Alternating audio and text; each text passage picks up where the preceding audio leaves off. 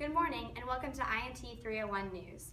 I'm Catesby and today we are going to be discussing the relationship between French and Muslim citizens, including some French history and the history of Muslim immigration into France, resulting in French legislation and other current events. The conflict between French and Muslim citizens started long before the headscarf ban of 2010.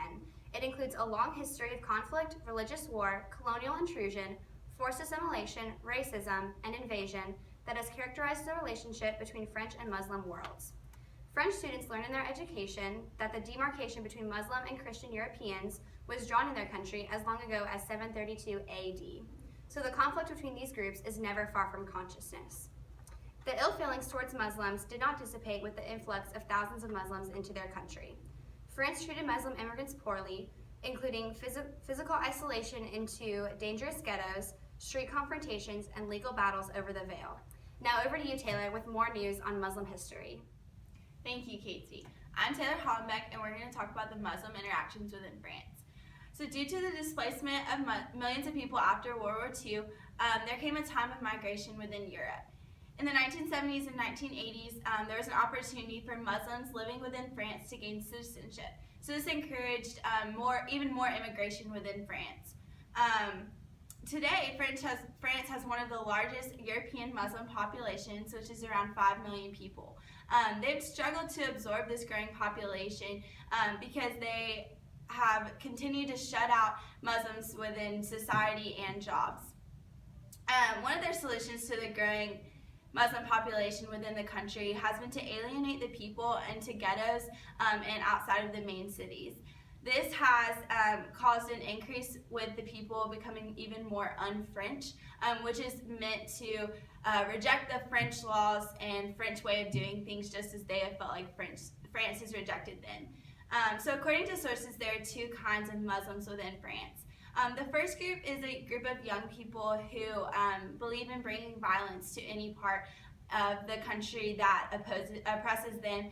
And the other group is a group that is hoping to just pray peacefully and practice their religion without conflict and abide by the secular laws within France. Muslims in France overall feel very insecure and unstable because of the French laws imposed upon them. They feel that they have been alienated and separated, and this includes the separation of church and state law that was in 1905, as well as the 2010 law that banned the French hijab, which we will talk about now.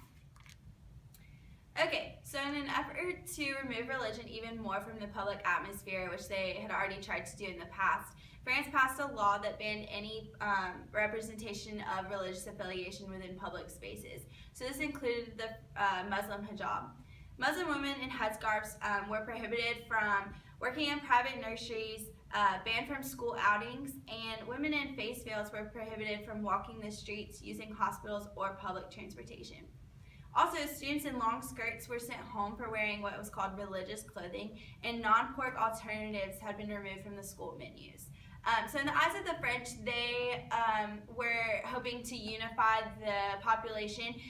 They were hoping to create a uniform nationality and a wholly French identity. But on the other hand, French Muslims who saw this ban and were affected by it saw it as an attack on their religious and human rights.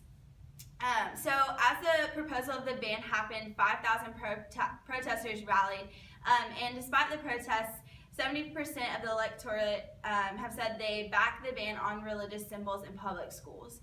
So some of the Muslims plead for calm and peaceful protests without provocation, but others insisted on the proposed ban to resort to discriminatory laws such as these that were designed to alleviate potential conflicts from an increasingly diverse population, which has actually caused more turmoil within the Muslim population itself. And now I'll go to Justin with breaking news on an attack in France currently. Thank you, Taylor. This is Justin Connelly, and I'm reporting to you live from Paris, France. Today's date is November 13th, 2015, where we have just witnessed an ISIS attack on France. ISIS claims that the attack was retribution for the constant war on Islam in France. There were 4 attacks today. The first major attack took place around 9:20 p.m. at the Stade de France, which is a major sports stadium in Paris. There were a total of 3 blasts at the stadium, and 4 people were killed. The second attack was at a cafe in the 11th district of Paris around 9:25, where a gunman opened fire with an assault rifle on the patrons eating there. A total of 15 people were killed at that cafe. The third attack was those same attackers. They moved east to the restaurant La Belle Equipe and continued their reign of terror by shooting 19 French citizens. The final, and worst of all, the attack happened at the Bataclan, which is a French concert hall. So the attack occurred during a concert when a gunman ran into the concert hall, guns blazing.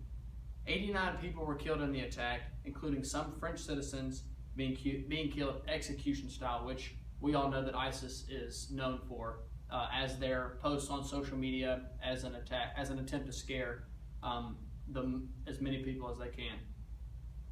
So after the attack on the Bataclan, French police initiated a counterattack to stop all the violence. After 2 of those counterattacks, 2 of the terrorists activated their suicide belts, and 1 was killed by a French officer.